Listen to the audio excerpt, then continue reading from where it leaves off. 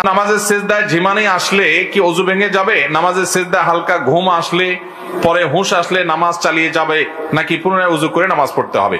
শুধু সিজদায় কেন, অনেক সময় দেখা যায় জুমার দিন বেশি হয়। জুমার দিন মানুষ দেখা যায় বসে বসে ওয়াজ শুনে, লম্বা ওয়াজ খুতবা এটা চলতে চলতে ঝিমাইতে ঝিমাইতে ঘুমাইতে ঘুমাইতে লাফ দিয়া ডানে বামে পড়ে যাওয়ার উপক্রম হয় কি হয় না?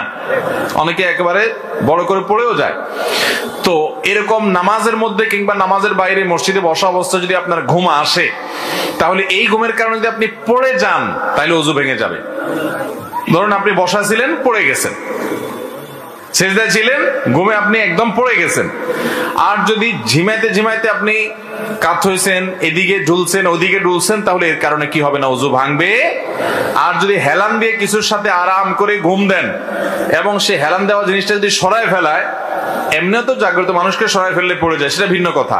জাগ্রত মানুষ তো কিছুটা টের পেয়ে যায়, কিন্তু ঘুম এত গভীর হয়েছে যেটা সরালে আপনি পড়ে যাবে, তাহলে সেক্ষেত্রে ঘুম ওযু ভঙ্গ হয়ে যাবে এবং যার কারণে নামাজ আপনার পড়তে হবে পুনরায় ওযু করে।